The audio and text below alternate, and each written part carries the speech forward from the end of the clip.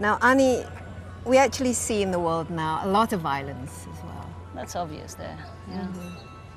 What do you think of that? I mean, this is a violence sort of, on a much bigger bigger scale rather than the family. It's very unfortunate and very sad, but sometimes I feel like maybe I'm not that intelligent or not that wise enough to really say what's really wrong. But then on the other hand, I feel like it's a simple common sense we can use. Violence can never bring peace. Violence can never establish harmony in the society. That's an obvious thing. Even a small child can say that. What do you see as the biggest challenge that we're facing in terms of reconciling our need for this kind of spiritual connection, and yet at the same time with the pressures and challenges and expectancies of modernity? Understanding the simplicity of life, not being able to look into inside, not being able to appreciate and develop gratitude towards the natural things, the simple, natural, beautiful things. We always seem to have this tendency of looking something greater, the bigger, the better outside, which all the time you never end looking for. And the further you go and look for, the further you're lost you feel. So that is probably the challenging thing in life that we face in human society. That greed, that desire, ignorant desire, I would say. Intelligent desire would be different. But perhaps you're a nun, it's easier for you perhaps to reconcile this kind of spiritual connection than, for example, an ordinary person. What would you suggest, and how do you think that people should be able to reconcile these different dimensions so that they do find peace? The first simple thing I think would really work is that to understand that every individual around you are same like you, who wish to be happy in life and who is working in their life to be able to experience that happiness in life as you do. And as you don't wish for suffering, equally none of them also wish for that suffering. So based on that simple fact, if we learn to develop the respect and gratitude towards what we have around us, each other, as more as a friend rather than competitors, then I think the basic foundation is built towards peace. I don't think you should become a nun to understand that, really. Because even though I may look like it's different being, shaved head, wearing red robe as called a Buddhist nun, but I'm still a human being, who's aspiring to be a better human being, to be enlightened as the Buddha did. I don't wish to be hurt. I don't wish to be disrespected. I wish to be happy too. So, but then only difference I could tell people that maybe I try to make a little more effort and spend more time towards my aspiration, to act on it, not being caught up in conditions that are so-called in the name of life or obligation, or this is life, we can't do anything about it. Sometimes we come up with excuses such as that. So I think it's same for everyone.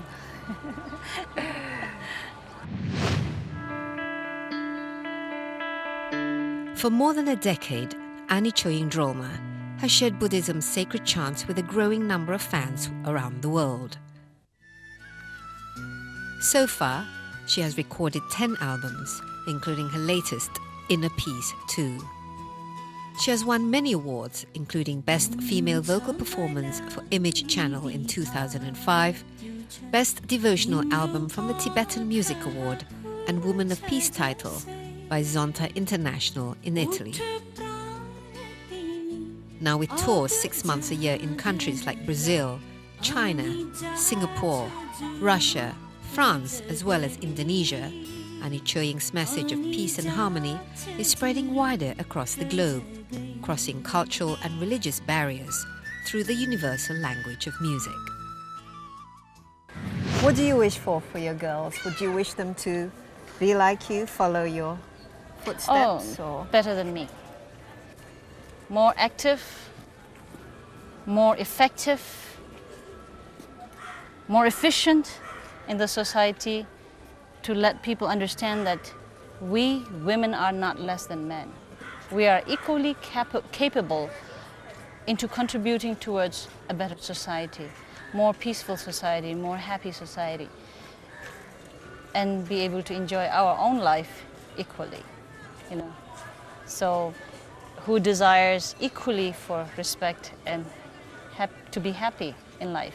So, I really hope that these girls can really set that example to every individuals in human society, to say yes, girl needs to be educated as equally as boys are.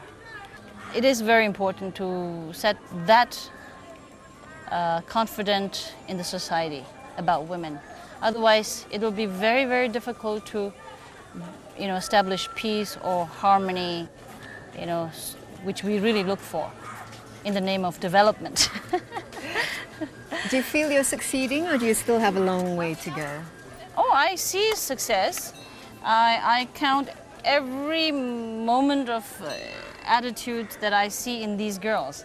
For instance, like on the 2nd of May, one of my students is going to America for a leadership training, which is sponsored by an organization there. But this scholarship was not achieved just for free. She had to compete. And probably she's the first nun to compete in such a way that, and has won, you know? You must be very proud. Oh, I am, trust me. I've been talking about this to everyone, everywhere. So, And Annie, you feel you've come a long way since that angry little girl who's yeah. always unhappy. Well, the whole journey in my life, the whole experience turned out to be good, I would say. That aggression from my father, I would say now, great. If he would not have treated me those days that way, probably I would not have chosen to become a nun, you know. If I would not have become a nun, I'm not so sure if I would have been able to meet a teacher, such a great teacher like my teacher, who really helped me to be healed and to see things better and more meaningful way in the society, which otherwise I don't know if it would have been possible in my life. Now, when I look back, it's not to be regretted. I would not say everyone should have it,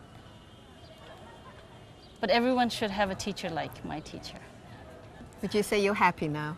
Oh, I'm very, very happy. I feel blessed. I'm really blessed with a magic wand, I would say. That magic wand, not to be wasted, not to be kept rusted, you know.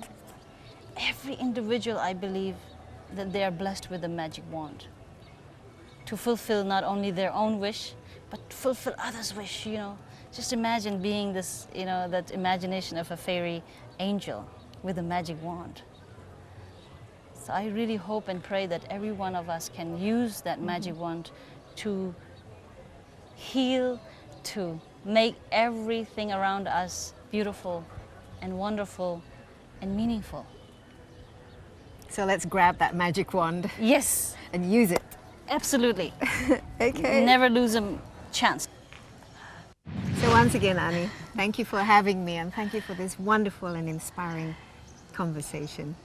Pleasure is all mine, and I Namaste. would like to say thank you to you. I'm really happy and proud to be able to show you and walk you around this great stupa. Thank you. Namaste. Namaste. Terima kasih.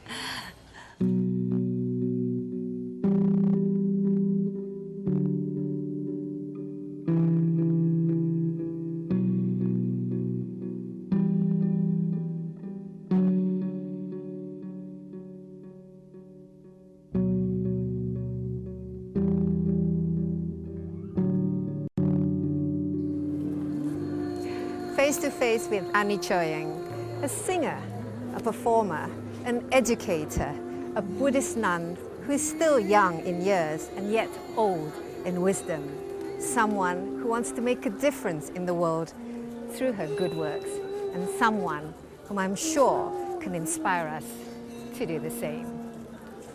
And that's all for this episode, this time from Kathmandu, the city of temples. Don't forget to join us next month when we meet another person who makes a difference to our lives here on Face to Face with Daisy Anwar, bringing you the world.